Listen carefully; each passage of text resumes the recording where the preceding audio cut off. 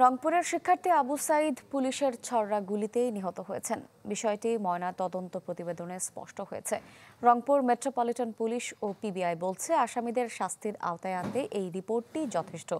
তবে আবু সাঈদ হত্যা মামলায় দুজন পুলিশ সদস্য ছাড়া বাকিরা গ্রেফতার না হওয়ায় ক্ষুব্ধ বাদী পক্ষের আইনজীবীরা।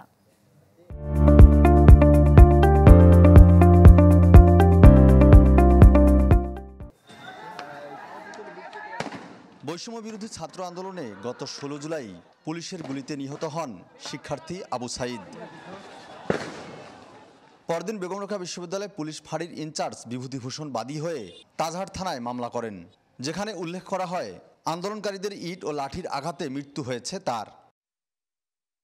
কিন্তু সে সময় বিভিন্ন গণমাধ্যম শিক্ষার্থী ও নিহতের পরিবার ময়নাতদন্ত প্রতিবেদন দাবি করলেও গা করেনি প্রশাসন।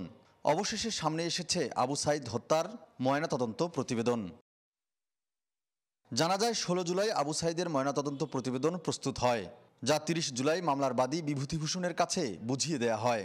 কিন্তু বিষয়টি বেমালুম চেপে যান তিনি। ময়নাতদন্তকারী চিকিৎসক জানান, 10 মিটারের মধ্যে গুলি করায় তার শরীরের কিছু অঙ্গ ফুটো হয়ে গিয়েছিল। এতে অতিরিক্ত রক্তক্ষরণে মারা যান আবু সাঈদ। একই সাথে প্রতিবেদনে মন্তব্য করা হয়, এটি হত্যাকাণ্ড।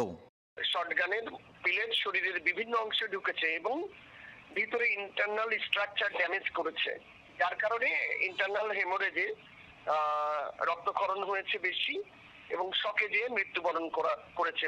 5 আগস্ট গণ অভ্যুত্থানের পর 12 আগস্ট আবু সাঈদ হত্যা মামলার তদন্তভার দেয়া হয় পিবিআইকে। রংপুর মেট্রোপলিটন পুলিশের কমিশনার জানান, অপরাধীদের কাউকে ছাড় দেয়া হবে না। আমরা তদন্ত পেয়েছি দেরিতে, তার আগে তারা নিজেরাই তদন্ত। নাম্বার 2 হলো তৎপরতা তো অতি অবশ্যই আছে। আমরা প্রধানতম যারা 2 জন আসামি তাদেরকে ধরে ভিন্ন আদালতে সোপর্দ করেছি, রিমান্ড নিচ্ছি। তদন্তের মাধ্যমে যারা শনাক্ত হবে তাদেরকে আইনের আওতায় আনা হবে। পিবিআই তদন্ত করতেছে, খুব কোয়ালিটি সম্পন্ন তদন্ত হচ্ছে এবং এই আসামিগুলোকে গ্রেপ্তারের জন্য মেট্রোপলিটন পুলিশ রংপুর তাদেরকে সর্বাত্মক সহযোগিতা করতেছে এবং করবে। আইনজীবীরা বলছেন, সবকিছু দিনের আলোর মতো পরিষ্কার। এরপরও আসামিদের আইনের আওতায় আনতে না পারায় ক্ষুব্ধ তারা। দেশের বাইরে তো পালিয়ে যায়নি, তাহলে দেশেই আছে, অবস্থান করছে। একটা খুনের আসামি, তারা গ্রেপ্তার হচ্ছে না। এটা তো মানে বাস্তবিক অর্থে একটা সংক্ষুব্ধ হওয়ার মতো পরিস্থিতি তৈরি হয়েছে।